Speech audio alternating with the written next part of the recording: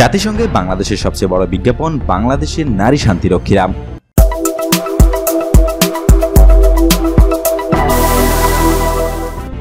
সেই 2000 সালে প্রথমবারের মতো নারী শান্তিরক্ষী মোতায়েন করে বাংলাদেশ। এরপর থেকে পুলিশ বিভাগের মোট 1008 নারী শান্তিরক্ষীকে বিভিন্ন মিশনে পাঠানো হয়েছে।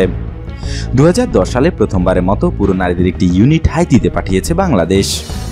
2017 সালে ডেমোক্রেটিক রিপাবলিক অব কঙ্গো মিশনে দুজন নারী কমব্যাট পাইলট পাঠায় বাংলাদেশ। এরা হলেন ফ্লাইট লেফটেন্যান্ট নাইমা হক এবং ফ্লাইট লেফটেন্যান্ট তামান্না ই লুৎফি। বাংলাদেশের প্রথম 5 জন নারী শান্তিরক্ষীদের মধ্যে একজন হলেন ডেপুটি ইন্সপেক্টর জেনারেল মিলি বিশ্বাস। তিনি বলেন, ইস্ট তিমুরের 1 বছর ছিলাম আমি, কিন্তু শুরুটা আমাদের জন্য অত সহজ ছিল না। প্রতিকূল পরিবেশ পার হতে হয়েছে আমাদেরকে। ইস্ট তিমুর ছিল পুরোপুরি বিধ্বস্ত একটা দেশ। সেখানে পানি ছিল না, গ্যাস বা বিদ্যুৎ কিছুই ছিল না। এসব কিছুরই মোকাবেলা করতে হয়েছে আমাদেরকে। ওই মিশনে বিভিন্ন দেশের 41টি কন্টিনজেন্টের মধ্যে মিলিয়ে ছিলেন একমাত্র নারী কমান্ডার। বাংলাদেশি সেনারা হতাহত হয়েছে।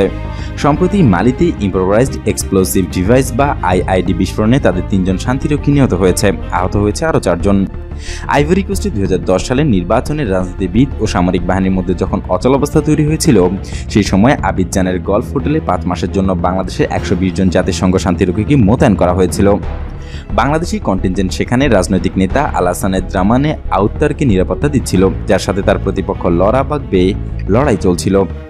বাগবো নিজেকে নির্বাচনের বিজয়ী দাবি করছিল। জাতিসংঘ জানায়, আবিদজানের 2010 সালের এপ্রিলের শুরু থেকেই তুমুল যুদ্ধ হয়।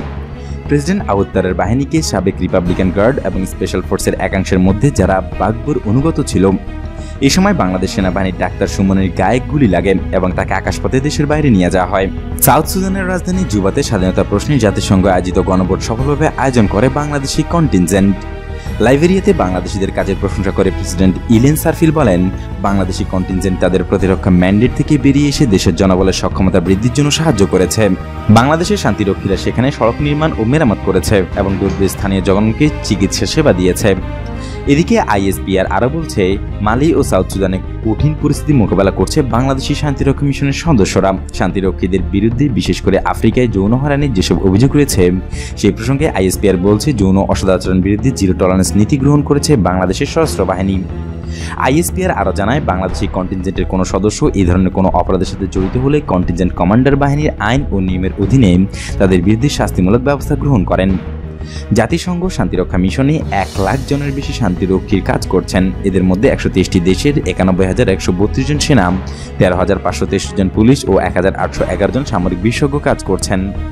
গত বেশ কয়েক বছরে জাতিসংঘ মিশনে চীনের অংশগ্রহণ বেড়েছে। সেনা সংখ্যার দিক দিয়ে বিশ্বের মধ্যে 12তম অবস্থানে রয়েছে চীন। এশিয়ার মধ্যে তাদের অবস্থান 6ষ্ঠ। জাতিসংঘ শান্তিরক্ষা মিশনে মঙ্গোলিয়ার সেনা রয়েছে 950 জন। শান্তিরক্ষী মিশনে জাপানের অংশগ্রহণ সময়ের সাথে সাথে কমে গেছে। জাতিসংঘ মিশনে তাদের হাতে গোনা কিছু সেনা রয়েছে। প্রতিবেশীদের তুলনায় জাতিসংঘের সেনা পাঠানোর দিক থেকে এগিয়ে আছে Sri Lanka, Bhutan, Australia, Brunei, Thailand, Vietnam এবং মিয়ানমার। এসবগুলো দেশের সম্মিলিত সেনার সংখ্যা জাতিসংঘ মিশনের মাত্র 140 জন।